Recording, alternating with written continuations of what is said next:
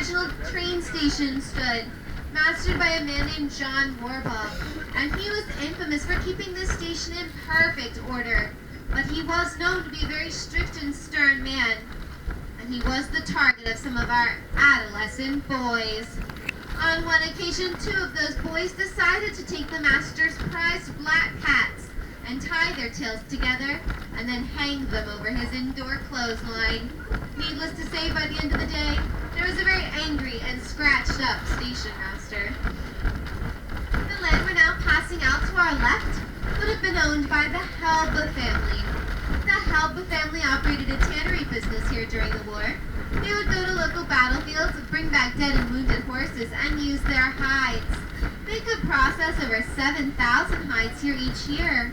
There also was a farm here that housed horses considered past their prime. The town of Railroad to the nickname of Horse Heaven.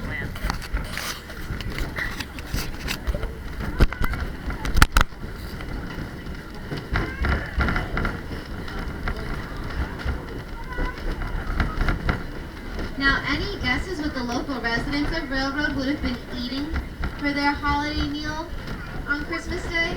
Now, I told you we're coming from the German division. We have access to a lot of deer, but that's not necessarily our favorite. Yes, pork, but more specifically, hog maw. Hog maw would have been a staple in the diet here for holiday meals. I'm sure none of you had any hog maw yesterday. No? Maybe some sauerkraut? Yeah, sauerkraut. That also would have been very popular with the residents here.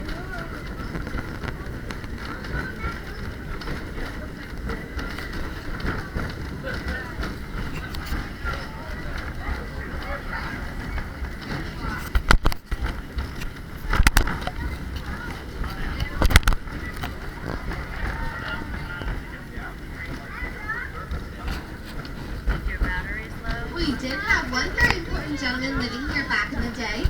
His name was Samuel Berry. Samuel Berry was born as a slave in northern Baltimore. He lived there for many years, married and had 5 children. As an adult, he had a master who allowed him to buy his freedom. And he did this by making brooms in his back shed and then selling them in the city. After many years, he was able to purchase his entire family of 7's freedom. And they moved to Shrewsbury, where he began his work as part of the Underground Railroad. Now, this was a risky business for Berry, as he was a black man himself, and the locals kept quite an eye on him. But he walks 10 miles every night to help those runaway slaves, and is never caught. We also have a slave who decides to ship himself to freedom. He packages himself in a crate with a little food and a little water and a hole for breathing. He writes this side up on the side of the crate, but unfortunately, he's placed upside down for days. However, when his package arrives in Philadelphia, he is a free man, and he does live out the rest of his life in freedom.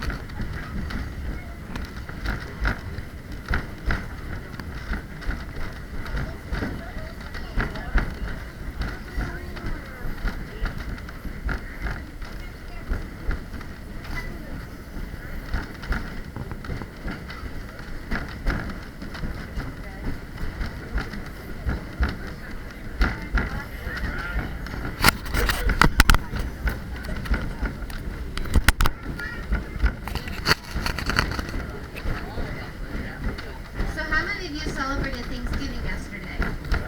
Quite a few of you, I'm sure. I did myself.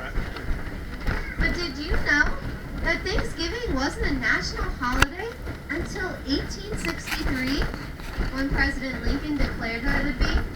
Now, they did celebrate Thanksgiving prior to this, but it was not declared a national holiday. Many presidents were afraid of the religious connotations that they had with the holiday. But another surprising fact is that the first Thanksgiving, not the first, but the holiday that we celebrate, was celebrated right here in York during the Revolutionary War.